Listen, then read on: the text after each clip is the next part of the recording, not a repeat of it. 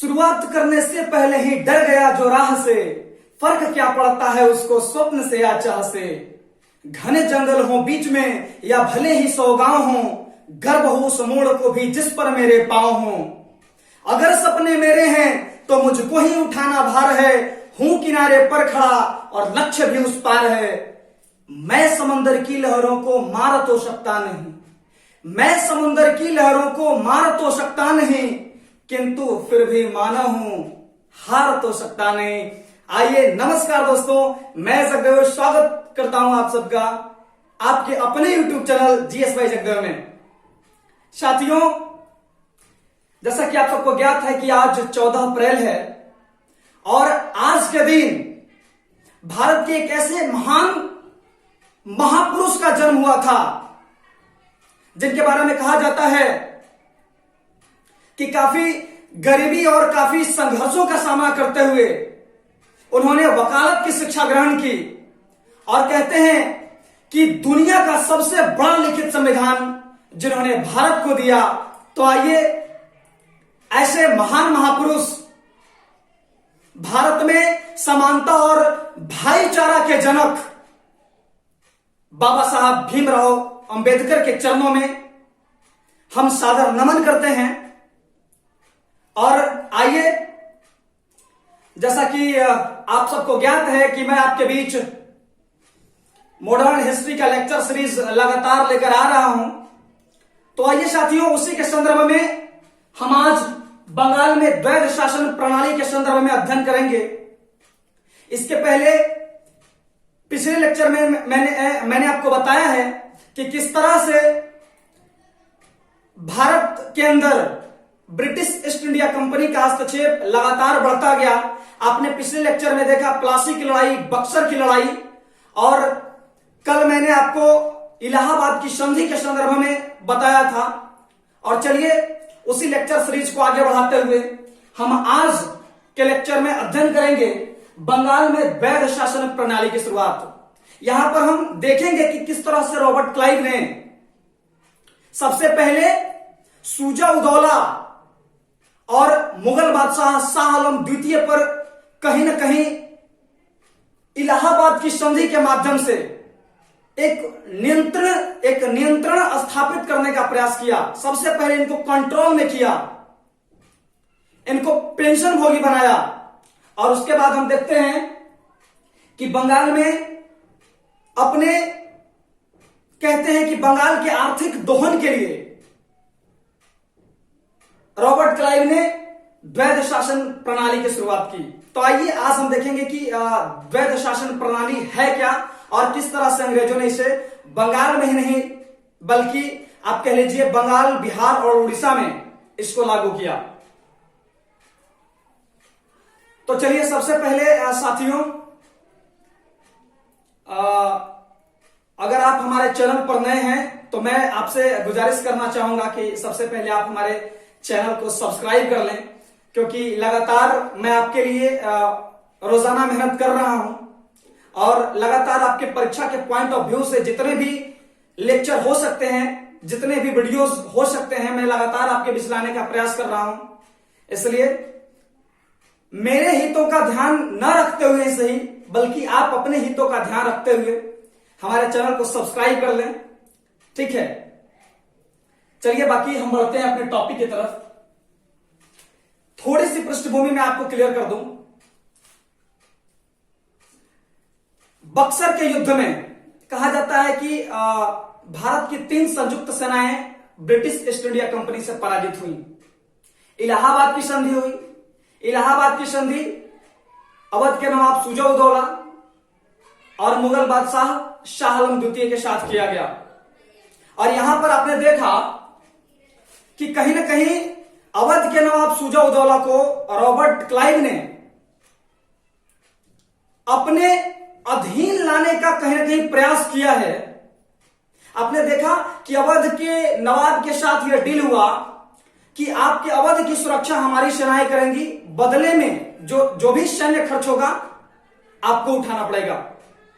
आपने यह भी देखा कि मुगल बादशाह शाह आलम द्वितीय के साथ जो रॉबर्ट क्लाइव ने संधि की, इलाहाबाद की संधि, उसमें 26 लाख रुपए प्रति वर्ष का पेंशन देकर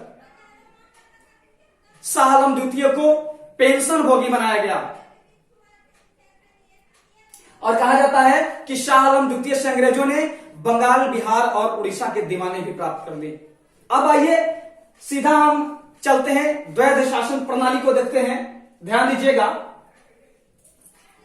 कहा जाता है कि 1765 ईस्वी में मीर जाफर की मृत्यु के पश्चात उसका अल्पवयस्क पुत्र जिसका नाम था निजामुद्दौला बंगाल का नवाब बना। अब जरा सोचने वाली बात है यार, एक बात आप जरा गौर करिएगा कि 1757 ईस्वी के प्लासी के युद्ध में अंग्रेजों ने सिराजुद्दौला को हरा दिया। सिराजुद्दौला को हरा दिया। अब जब बंगाल को अंग्रेजों ने जीत लिया, बंगाल के नवाब को परास्त कर दिया, तो यार अंग्रेजों ने सीधा बंगाल की सत्ता अपने हाथों में क्यों नहीं ले ली? अब आप कहेंगे कि उन्होंने मीर जाफर से वादा किया था कि भाई तुम हमारी सहायता करो और अगर हम इस युद्ध में विजयी हुए तो बंगाल का अगला नवाब हम तुम्हें बना देंगे। चलो ठीक है, ये वादे की बात है। कहते हैं कि तू मुंह न मोड़ वादा न तोड़, है ना कहीं वादे से ये जो है वादे के लिए, अपने वादे को पूरा करने के लिए अंग्रेज प्रतिबद्ध थे। चलो मान लेते हैं। इन्होंने प्लासी के युद्ध को जीतने के पश्चात बंगाल की राजनीति को सीधा अपने हाथों में नहीं लिया, बंगाल का नवाब मीर जाफर को बनाया। चलिए ठीक है, लेकिन 1764 ईस्वी में ध्यान दीजिएगा, जब इन्होंने भारत की 3 बड़े बादशाहों को पराजित कर दिया, तो फिर क्या जरूरत थी यार ये मीर जाफर के पुत्र निजामुद्दौला को बंगाल का नवाब बनाने की? अब कौन सी जरूरत पड़ी है? क्या अंग्रेज बेवकूफ थे? नहीं मेरे भाई, रॉबर्ट क्लाइव के बारे में मैं बार बार कहता हूं कि रॉबर्ट क्लाइव एक बहुत ही कूटनीतिज्ञ व्यक्ति था, ये कोई बेवकूफ नहीं था। देखिएगा, अभी रॉबर्ट क्लाइव की कूटनीति से मैं आपको वाकिफ कराने जा रहा हूं, ध्यान दीजिएगा। कहते हैं कि इतनी जल्दी बंगाल या फिर भारत की राजनीतिक सत्ता पर अंग्रेजों ने अपना कब्जा हासिल नहीं किया, ठीक है। धीरे धीरे भारत की राजनीति में ये अंग्रेज हस्तक्षेप करना शुरू करते हैं, ठीक है। और बाद में जब ये इनके कहा जाता है कि अंग्रेजों को ऐसा लगता है कि अब यहां पर कोई ऐसी राजनीतिक सत्ता नहीं बची है जो हमारा मार्ग रोक सकती है, तब ये धीरे धीरे कहीं ना कहीं भारत की राजनीति को अपने हाथों में ले लेते हैं, ठीक है। और कैसे लेते हैं मैं आपको दिखाता हूं। 1765 ईस्वी में मीर जाफर की मृत्यु के पश्चात उसका अल्पवयस्क पुत्र, कहते हैं कि अल्पवयस्क था, ठीक से वो शासन को चलाने का सामर्थ्य भी उसके अंदर नहीं था उस टाइम, मतलब व्यस्क भी नहीं हुआ था, लेकिन फिर भी अंग्रेजों ने मीर जाफर की मृत्यु के पश्चात, कहते हैं 1765 ईस्वी में मीर जाफर की मृत्यु हो जाती है और उसके बेटे निजामुद्दौला को बंगाल का नवाब बनाया जाता है। इसके बाद हम देखते हैं कि 1765 ईस्वी में जैसे ही निजामुद्दौला बंगाल का नवाब बनता है, रॉबर्ट क्लाइव निजामुद्दौला के साथ भी एक संधि थोप देता है, ठीक है। ध्यान दीजिएगा, एक संधि करता है रॉबर्ट क्लाइव निजामुद्दौला के साथ। क्या संधि होती है भाई? संधि यह होगी कि नवाब की अपनी कोई सेना नहीं रखनी पड़ेगी। नवाब निजामुद्दौला साहब, आप हमारी कृपा से बंगाल के नवाब बने हैं, अगर हम चाहें तो बंगाल की समस्त राजनीतिक सत्ता पर हम अपना संप्रभु स्थापित कर सकते हैं, लेकिन हम ऐसा नहीं करेंगे। अभी हमें ऐसा नहीं करना है, हमें अपने व्यापारिक हितों को पूरा करना है। हम व्यापार करने के लिए आए हैं, न कि आपके राजनीतिक सत्ता को हड़पने। हालांकि हड़पेंगे, अभी नहीं हड़पेंगे। नवाब की अपनी कोई सेना नहीं, अंग्रेजों ने डील किया, ठीक है। नवाब साहब, आपको अपनी कोई सेना नहीं रखनी पड़ेगी, क्योंकि रॉबर्ट क्लाइव को पता था कि इसके पहले मीर कासिम हमसे जो है हमारे खिलाफ विद्रोह कर चुका है, और यदि नवाब के पास अगर अपनी कोई सेना रहेगी तो हो सकता है भविष्य में फिर से मीर कासिम वाली स्थिति हमारे साथ हमें दोबारा सामना करना पड़ सकता है, ठीक है। हमें दोबारा विद्रोह का सामना करना पड़ सकता है। इसलिए अपनी चतुरता दिखाते हुए रॉबर्ट क्लाइव कूटनीति का परिचय देते हुए यहां पर डील करते हैं कि आपको कोई सेना नहीं रखनी पड़ेगी, आपकी सुरक्षा और आपके साम्राज्य की सुरक्षा हमारी सेना करेगी, ठीक है। इसके बाद देखिएगा, फौजदारी मामले नवाब के पास। यहां पर दो तरह के मामले हैं, जरा आप ध्यान दीजिएगा। ये द्वैध शासन, मैं आपको समझाने का प्रयास करता हूं, ये द्वैध शासन होता है क्या। कहते हैं द्वैध शासन का अर्थ होता है दोहरी शासन। ठीक है, बंगाल में एक साथ दो दो शक्तियों के पास, मतलब दो दो शक्ति अलग अलग तरीके से शासन चला रहे थे। आप देखिएगा, नवाब की फौजदारी मामले नवाब के पास, दो तरह के मामले होते थे, फौजदारी मामले और दीवानी मामले। फौजदारी का मतलब होता था प्रशासनिक मामले, ठीक है, और दीवानी का अर्थ होता है राजस्व, है ना, टैक्स वसूली का मामला। तो कहते हैं कि अंग्रेजों ने चतुरता दिखाते हुए क्या किया कि फौजदारी मामले नवाब के पास थोप दिया कि नवाब साहब, बंगाल की जो प्रशासनिक व्यवस्था है, ठीक है, वो आपके जिम्मे रहेगी और प्रशासन का कार्यभार आप ही संभालिए। ठीक है, फौजदारी मामले ये नवाब को दे देते हैं। ठीक है, और दीवानी मामले कंपनी के पास, मतलब टैक्स वसूल करने का जो मामला है, बंगाल, बिहार और उड़ीसा से जो टैक्स वसूल करेंगे वो नवाब नहीं वसूल करेंगे। ठीक है, वो कंपनी वसूल करेगी। मतलब कहीं ना कहीं कंपनी अपने व्यापारिक स्वार्थ को यहां पर साधने का प्रयास कर रही है। कंपनी चूंकि व्यापारिक कंपनी थी, इसे प्रशासनिक मामलों का भी ज्ञान नहीं है। ठीक है, इसलिए चाह रही है कि चलो फौजदारी मामले ये नवाब के पास छोड़ देते हैं। अरे हमें धन कमाना है जी, हम धन कमाने के लिए आए हैं। ठीक है, तो दीवानी मामले कंपनी अपने पास रख लेती है। और यही जो है, यही जो घटना है, दो दो शासन आप देख रहे हैं कि फौजदारी मामले नवाब के पास हैं, फौजदारी मामलों का जो है कहीं ना कहीं देख रेख नवाब कर रहे हैं। ठीक है, और वही दीवानी मामले अंग्रेजों के पास हैं। तो कहीं ना कहीं दो प्रकार का शासन हमें यहां पर दिखाई दे रहा है, और इसी दो प्रकार के शासन को दोहरी शासन अथवा द्वैध शासन के नाम से जाना जाता है। आप सीधे शब्दों में यह समझ लीजिए कि अभी हमारे देश के अंदर प्रधानमंत्री हैं, ठीक है, और राज्यों के अंदर मुख्यमंत्री हैं। तो कहीं ना कहीं बिहार में या फिर किसी भी स्टेट में आप देख लीजिए कि मुख्यमंत्री का शासन चल रहा है और प्रधानमंत्री का भी शासन है। मतलब राज्य में मुख्यमंत्री और केंद्र में प्रधानमंत्री, तो एक साथ दो दो व्यक्तियों का शासन चल रहा है। यही होता है द्वैध शासन प्रणाली। बंगाल में भी यही है, दीवानी मामले, ठीक है, बार बार बताने की जरूरत नहीं है, आप समझ पा रहे होंगे। ठीक है, तो आगे देखते हैं कि 53 लाख रुपए वार्षिक देने की घोषणा। अच्छा, यहां पर भी पेंशन भोगी बना दिया अंग्रेजों ने, जरा आप ध्यान दीजिएगा। इसके पहले अवध के नवाब को क्या किया, सॉरी, आपके मुगल बादशाह को पेंशन भोगी बनाया। 26 लाख रुपए वार्षिक पेंशन देने की बात हुई थी ना इलाहाबाद की संधि में, याद करिएगा जरा। यहां पर देखिए, यहां पर बंगाल के नवाब को निजामुद्दौला के साथ यह डील हुआ कि 53 लाख रुपए वार्षिक पेंशन हम आपको देंगे। ठीक है, जब 53 लाख रुपए आप हमें वार्षिक पेंशन देंगे तो भैया हम फिर नवाब कैसे हैं? मतलब आप मेरा पेमेंट आप करेंगे तो फिर हमारी स्वतंत्रता बची कहां? और यही तो चाह रहे थे अंग्रेज। इन्होंने एक ही विकल्प अपनाया, लगातार ये जो है बादशाहों को पेंशन भोगी बनाते चले गए। यहां पर देखिए 53 लाख रुपए वार्षिक देने की घोषणा हुई, और नवाब को यह फीलिंग ना हो कि हम नवाब नहीं हैं, मतलब नवाब को भी फीलिंग हो कि हम भी बंगाल के नवाब हैं। इसलिए औपचारिकता को पूरा करने के लिए, बस आप ये समझ लीजिए, बस औपचारिकता भर के लिए इन्होंने फौजदारी मामले को उनके पास छोड़ दिया कि प्रशासनिक दायित्व आपके कंधों के ऊपर। लेकिन वाकई में ऐसा नहीं था। वास्तविक शक्तियां जो फौजदारी मामले की भी जो वास्तविक शक्तियां हैं वो ब्रिटिश ईस्ट इंडिया कंपनी ने अपने पास रखा। ठीक है, ये तो बस औपचारिकता थी। आप आगे देखिए, कहते हैं कंपनी ने दीवानी वसूलने के लिए नियुक्त किया। आगे देखिएगा, कंपनी ने दीवानी वसूलने के लिए किनको किनको नियुक्त किया भाई? ये जो कंपनी ने दीवानी वसूलने के लिए नियुक्त किया। अब जरा आप एक बात पर ध्यान दीजिएगा कि कंपनी ने खुद ही दीवानी वसूलना क्यों नहीं शुरू किया यार? ये मतलब जो है आप देख रहे हैं कि बंगाल में इन्होंने मोहम्मद रजा खां को नियुक्त किया, बिहार में राजा सिताव राय को नियुक्त करते हैं, उड़ीसा में राय दुर्लभ को नियुक्त किया जाता है। तो कंपनी को आखिर क्या जरूरत थी?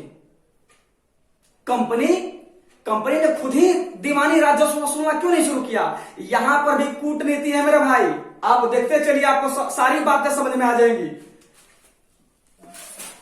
कहते हैं कि बंगाल में मोहम्मद रजा खां को नियुक्त किया गया, बिहार में आप देखिए राजा सीताब राय को, और उड़ीसा में राय दुर्लभ को। इसके पहले आप देखें, थोड़ा सा और जानकारी मैं आपको दे देता हूं कि इसके पहले अगर आप देखें तो मुगल साम्राज्य में जो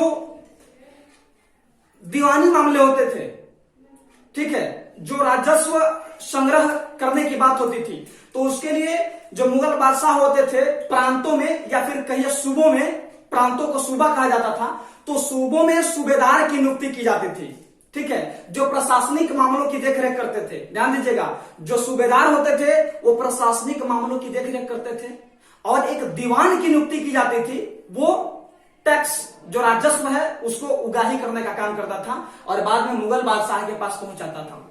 ठीक वैसा ही काम किया अंग्रेजों ने, ठीक है।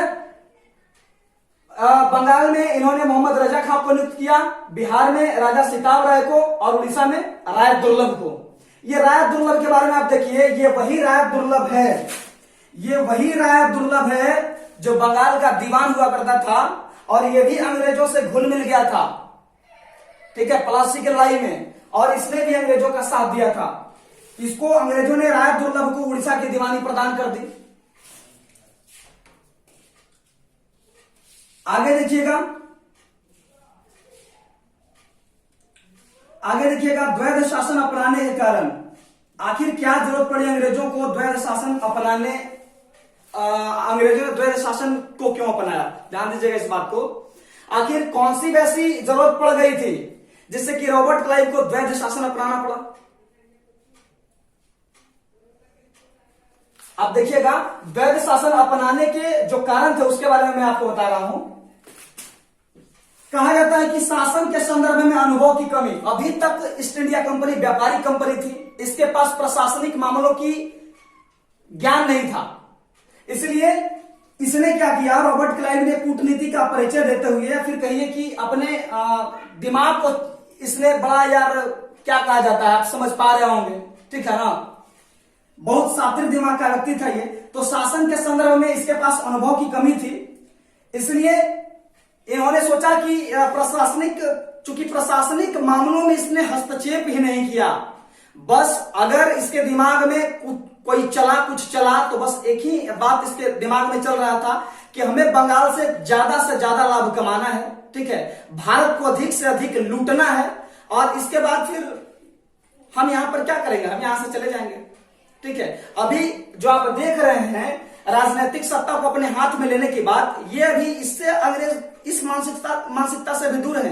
ध्यान से समझिएगा, प्रशिक्षित प्रशासकों की कमी, इसके पास प्रशिक्षित प्रशासक नहीं थे, निजामती अधिकार लेने से उत्तरदायित्व बढ़ जाता।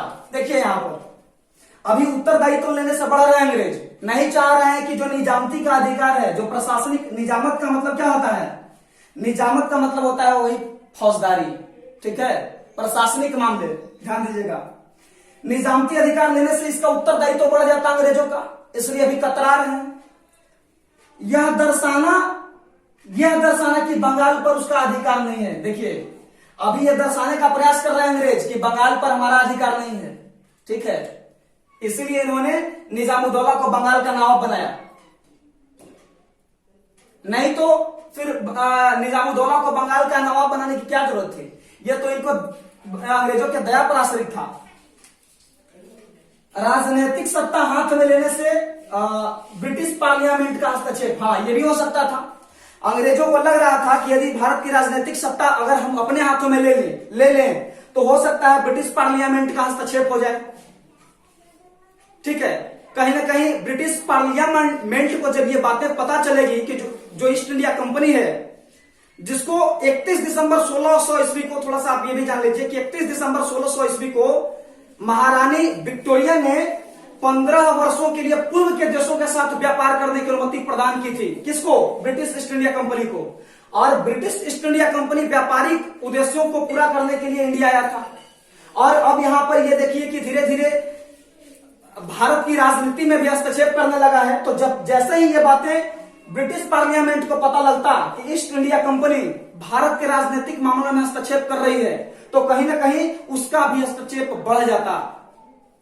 ठीक है, किसके प्रति? ईस्ट इंडिया कंपनी के प्रति। इसलिए ईस्ट इंडिया कंपनी अभी डर रही है कि कहीं हमें फिर से वापस न बुला ले, महारानी फिर से हमें वापस न बुला ले, इसलिए अभी डर रहा है और इसलिए राजनीतिक सत्ता को हाथ में लेना नहीं चाह रहा है।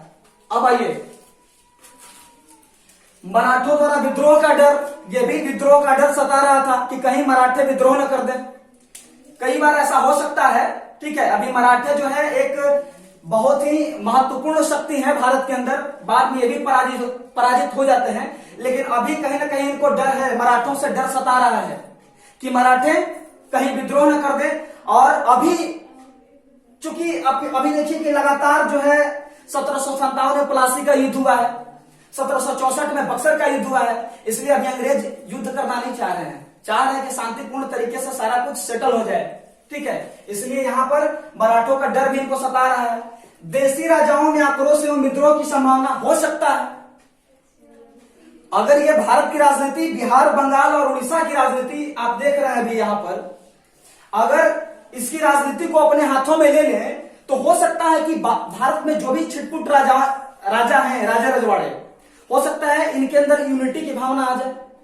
ठीक है, क्योंकि आपको पता है कि यदि देश के ऊपर किसी दूसरे शक्ति का आक्रमण हो जाए तो हमारे अंदर चाहे जितनी भी फूट रहे, कहीं ना कहीं हम अपनी अखंडता के साथ एक हो जाते हैं, हम अपनी एकता और अखंडता को दर्शा ही देते हैं। तो यहां पर हो सकता था कि देसी राजा रजवाड़े एक दूसरे से मिल जाए और एक जो है बड़ी शक्ति का गठन हो जाए और यहां पर अंग्रेजों को हारना पड़े, इसलिए अंग्रेज अभी नहीं चाह रहे हैं। चलिए, ये तो हुई द्वैध शासन अपनाने के कारण। कहीं ना कहीं देखिए, आप जरा सोचिए कि कैसी मेंटेलिटी है रॉबर्ट क्लाइव की। ये सारी बातें रॉबर्ट क्लाइव को पता है, बड़ा दूरदर्शी व्यक्ति है। ठीक है, ऐसे ही रॉबर्ट क्लाइव को भारत में अंग्रेजी राज्य का जनक कहा जाता है। ठीक है, तो आइए आगे देखते हैं कि द्वैध शासन प्रणाली के दोष क्या क्या थे। अब ये द्वैध शासन प्रणाली बंगाल में लागू हुआ, इसके दोष क्या क्या रहे, इसका प्रभाव बंगाल, बिहार और उड़ीसा पर किस तरह से पड़ा, इसके बारे में भी हम आपको बता देते हैं। देखिएगा, कहते हैं नवाब के पास न्याय का अधिकार परंतु शक्ति का अभाव।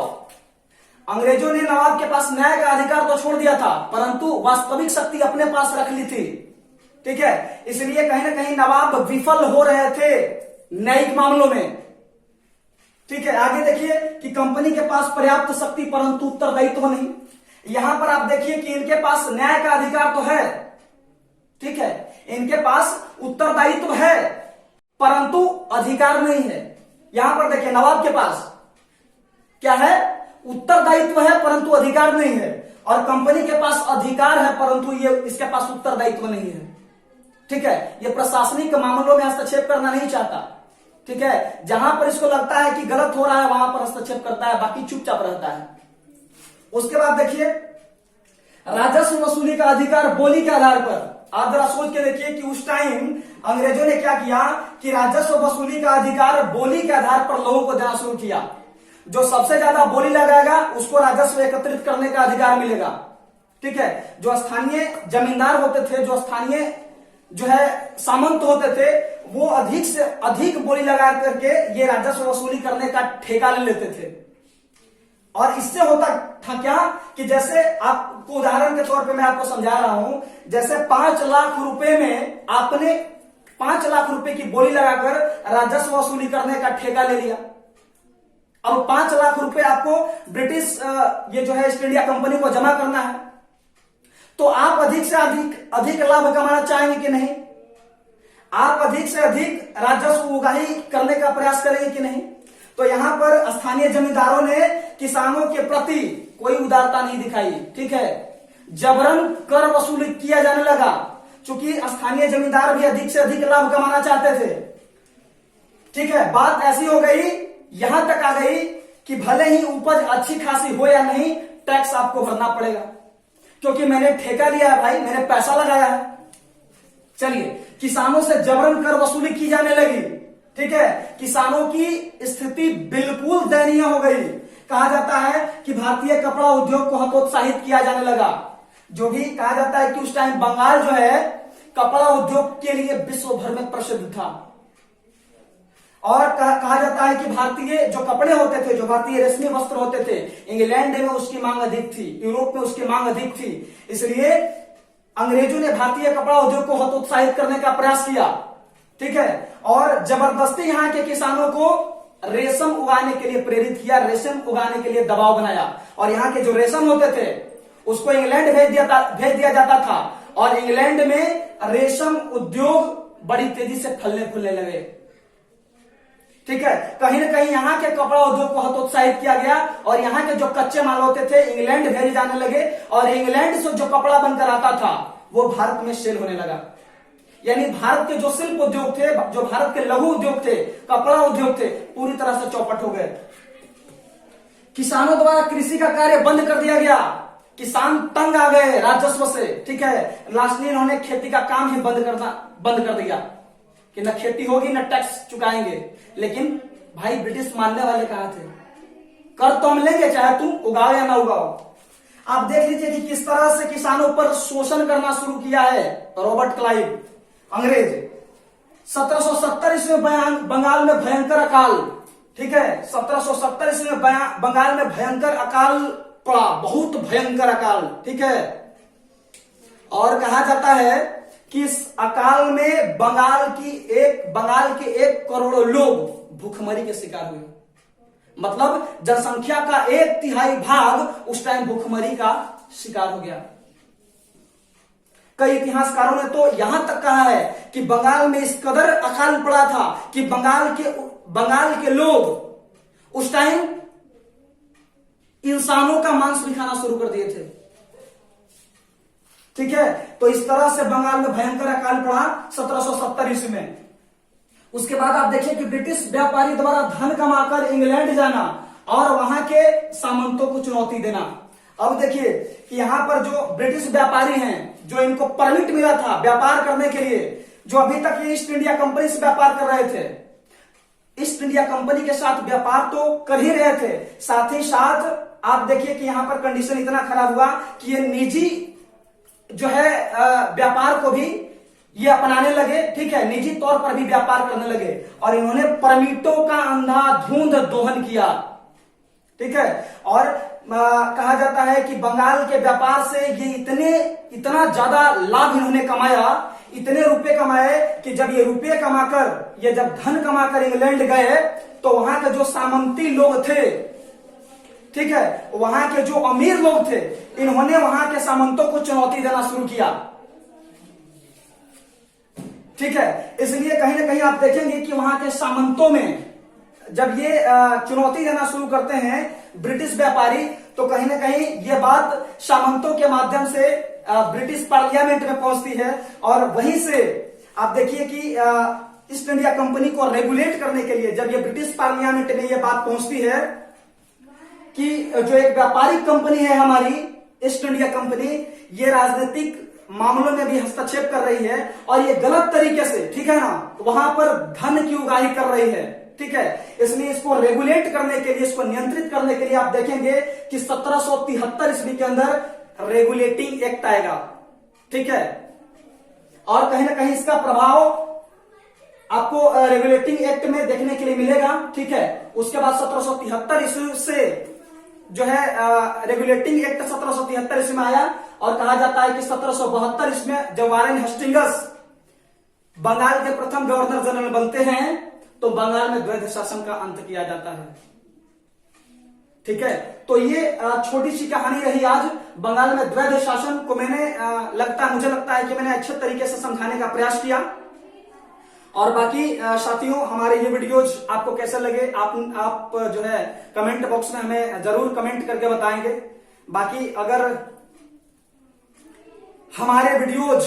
आपको ऐसा लगता है कि हमारे वीडियो से आपके ज्ञान में रत्ती भर की भी वृद्धि हो रही है, तो आप हमारे चैनल को सब्सक्राइब कर लें, ठीक है, लाइक करें, शेयर करें। बाकी चलिए, शुभकामनाओं के साथ आपसे मैं विदा लेता हूं। Thank you so much, thank you दोस्तों।